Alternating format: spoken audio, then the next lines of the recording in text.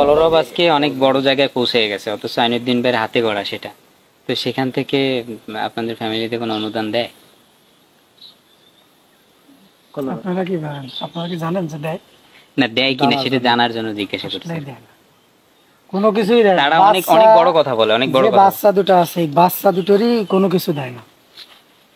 তো বড় বিষয়টা হলো যে আমার ভাই মারা যাওয়ার পরে আমাদের যে কলরব খোঁজ নেয় না বা ইয়ে করে না, এটা হলো সবচেয়ে বড় জিনিস, দুঃখ কষ্ট। হ্যাঁ, আর কলরব যদি অচল থাকতো আমাদের কোনো ইয়ে ছিল না। আমরা আসলে জীবন্ত এক কিংবদন্তির সামনে দাঁড়িয়ে আছি, যিনি যাকে দেখতে পাচ্ছেন ইনি হলেন হযরত আইনুদ্দিন আল আজাদ রহমতুল্লাহ আলাইহির প্রিয় আব্বাজান। তিনি আসলে বয়সের ভারে নুয়ে পড়ছেন, এখন খুবই অসুস্থ। আমরা আজকে তাকে দেখতে আসছি। তিনি তার সন্তানের কথা বললেই বারবার ঢুকরে কেঁদে উঠছিলেন। তিনি বলতেছিলেন তার সন্তান তাকে খুব ভালোবাসে। দীর্ঘ 12টি বছর হয়ে গেছে আইনুদ্দিন আল আজাদ রহমতুল্লাহ আলাইহি পৃথিবীর মায়া ছেড়ে চলে গেছেন পরপারের উদ্দেশ্যে, কিন্তু এই 12 বছর অতিবাহিত হওয়ার পরও তার চাহিদা এবং উপযোগিতা কোনোটাই কমেনি আমাদের কাছে। তাই আজকে আমরা তার বাড়ি এবং তার প্রতিষ্ঠিত মাদ্রাসার উদ্দেশ্যে ভ্রমণ করতে যাচ্ছি। আজকে আমরা এই ভিডিওতে তার বাড়ি, তার মাদ্রাসা এবং তার মাকবারা তথা কবর আপনাদেরকে সবিস্তারে দেখানোর চেষ্টা করব। কেবলমাত্র এসে পৌঁছালাম।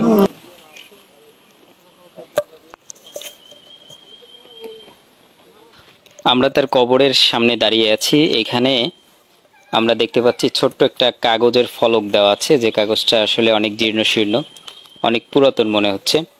কাগজটায় লেখা আছে মাওলানা আইনুদ্দিন আল আজাদ রহমতুল্লাহ আলাইহি, প্রতিষ্ঠাতা পরিচালক, জাতীয় সাংস্কৃতিক সংগঠন কলরব। জন্ম দেওয়া আছে 1 মার্চ 1977 এবং মৃত্যুর সন দেওয়া আছে 18 জুন 2010। আইনুদ্দিন আল আজাদ রহমতুল্লাহ আলাইহি এর মৃত্যুর 6 দিনের মাথায় তার বাড়ির পাশে মাদ্রাসাতু জামিউল উলুম আইনুদ্দিন নামে একটি মাদ্রাসাটির ভিত্তিপ্রস্তর উদ্বোধন করেন পীর সাহেব হুজুর চরমনাই। আমরা মাদ্রাসার সামনে পৌঁছেই তার বাড়িতে খবর পাঠাই। একদল আইনুদ্দিন ভক্ত এসেছে শুনে তার ছোট ভাই সিরাজউদ্দিন ছুটে আসলেন। তিনি দীর্ঘ সময় ধরে আন্তরিকতা নিয়ে আজাদ ভাই সম্পর্কে অজানা প্রশ্নগুলোর উত্তর দিয়ে যাচ্ছিলেন। সন্তান দুজনের নাম আমরা জানি হচ্ছে রুহি আর গালি। রুহি আর গালি। ওরা আসে এখানে বেড়াতে আসে? 10 দিন ছিল, মাস হয়নি, এখন ঢাকাতে গেছে। কলরব আজকে অনেক বড় জায়গায় পৌঁছে গেছে, অথচ আইনুদ্দিন ভাইয়ের হাতে গড়া সেটা। তো সেখান থেকে আপনাদের ফ্যামিলিতে কোনো অনুদান দেয়? আপনারা কি ভাবেন? আপনারা কি জানেন যে দেয়? না, দেয় কিনা সেটা জানার জন্য জিজ্ঞাসা করছি। কোনো কিছুই দেয় না। তারা অনেক অনেক বড় কথা বলে, অনেক বড় কথা। বাচ্চা দুটো আছে, এই বাচ্চা দুটোরই কোনো কিছু দেয় না। আমরা তো শুধুমাত্র নায়েবে আমির কারণে, হ্যাঁ, নায়েবে আমির সাহেব তো চেনেনি, ছাত্র আন্দোলন যদি করেন তাহলে নায়েবে আমির সাহেবের কারণে আমরা এই বাচ্চা দুটো এখানে দিয়েছি ঢাকাতে। উনি বলছে আমার দায়িত্ব থাকবে, সবকিছু আমরা করব, বাচ্চা দেন এই জন্য। তারপরে গাজী ভাই আসছিল, সহকারী মহাসচিব, উনিও আসছিল, এসে আমাদের বাসা থেকেই নিয়ে গেছে। নিয়ে যাওয়ার পরে ওনা বলছে যে এটা কলরব দায়িত্ব না, দায়িত্ব নিবে সংগঠন। লেখাপড়া যা কিছু করার দায়িত্ব আমরা বুঝে নিচ্ছি, আমরা করাবো, সে অনুপাতে আছে আর কি। কলরব হয়তো ওই কিছু ভর্তি দেখা গেছে যে খোঁজ নিল, কোনো সময় গেল আসলো, এরকমই অবস্থা। না গেলে ওরা কোটিপতি হলেও আমার কোনো আফসোস নাই।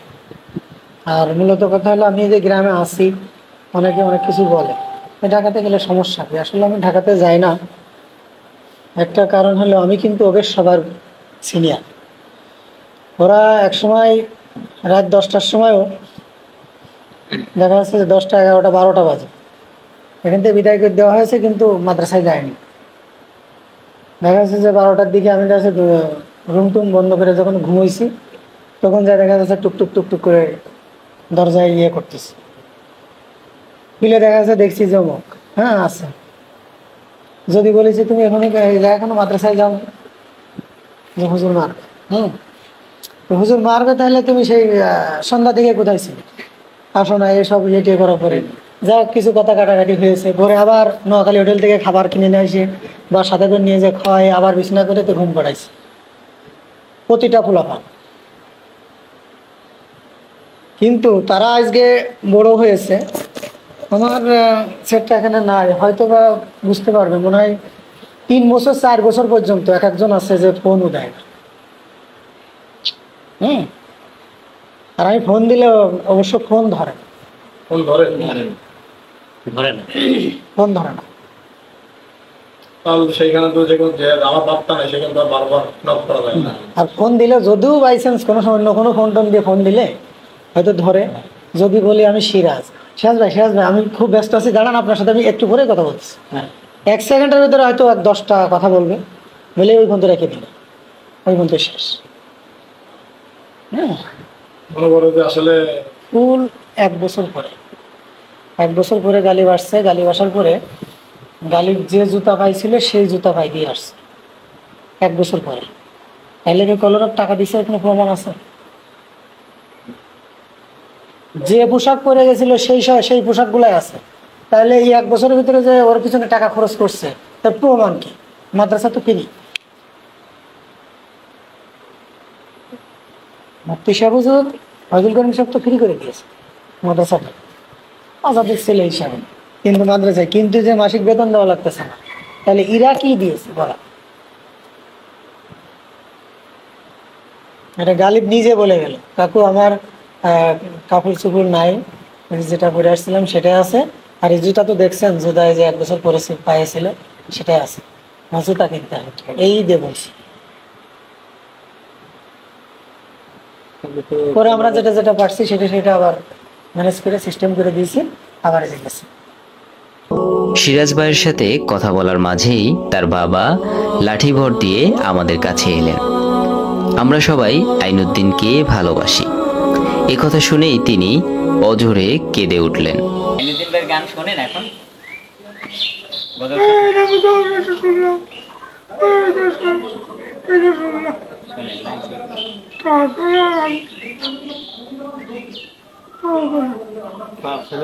সবচেয়ে বড় বিষয়টা হলো যে আমার ভাই মারা যাওয়ার পরে আমাদের যে কলরব খোঁজ নেয় না বা ইয়ে করে না, এটা হলো সবচেয়ে বড় জিনিস, কষ্ট। হ্যাঁ, আর কলরব যদি অচল থাকতো আমাদের কোনো ইয়ে ছিল না, হ্যাঁ সেটা ভিন্ন ব্যাপার।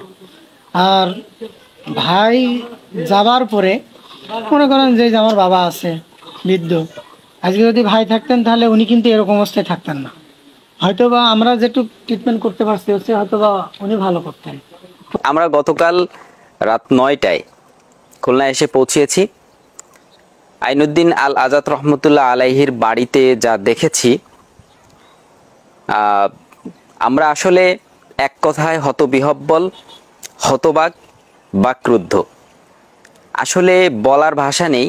আমরা তাকে যেভাবে দেখতে চাই, তার ভক্তকুল, তার ভক্তগণ যেভাবে তাকে দেখতে চাই, অন্তত তার পরিবার, তার প্রতিষ্ঠিত তার বাড়ির উপরে যে মাদ্রাসাটি রয়েছে সেই মাদ্রাসাটি কি এবং তার সন্তানদেরকে আমরা আসলে যে জায়গায় দেখতে চাই, আমরা আমাদের প্রত্যাশার ধারে কাছেও নাই। বিশ্বাস করেন, আপনারা পুরো ভ্লগটা দেখেছেন এবং বিষয়টা হলো কিঞ্চিত পরিমাণে হলেও আপনারা বিষয়টা উপলব্ধি করেছেন। তো আইনুদ্দিন আল আজাদ কারো ব্যক্তিগত কোনো সম্পদ না, তিনি দেশের সম্পদ, জাতির সম্পদ এবং তিনি মুসলিম উম্মার একজন বিশিষ্ট সম্পদ। তো তিনি মুসলিম উম্মার জন্য অনেক কিছু করে গেছেন, তিনি দেশের জন্য লিখে গেছেন, গেয়ে গেছেন। তো তার জন্য আমাদের দায়বদ্ধতা থাকা উচিত। তার দেশ এবং বিদেশে যত ভক্ত আছে তারা যদি সামান্য পরিমাণ কিছু সহযোগিতা দিয়ে এই মাদ্রাসা এবং তার পরিবারের দিকে হাত বাড়িয়ে দেয়, তো সেক্ষেত্রে তার পরিবার এবং মাদ্রাসা ভেসে যাবে সহযোগিতায়। তো এইটার দিকে সবাই লক্ষ্য রাখা উচিত সকলের। এবং যারা আইনুদ্দিন আল আজাদকে শুধুমাত্র 18ই জুন স্মরণ করে তাদেরকে বয়কট করুন, আপনারা তাদেরকে বয়কট করা উচিত। তারা আইনুদ্দিনের নাম বেচে খায়, এগুলো আপনারা পুরো ব্লগে দেখেছেন।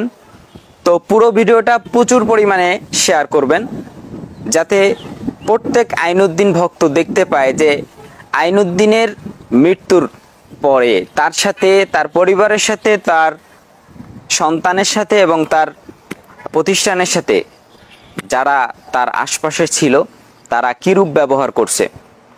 তো সকলেই ভালো থাকবেন। আওয়ার ডেস্টিনেশন পেজ এবং চ্যানেলটিকে আপনারা সাবস্ক্রাইব লাইক করে সাথে থাকবেন। আল্লাহ হাফেজ।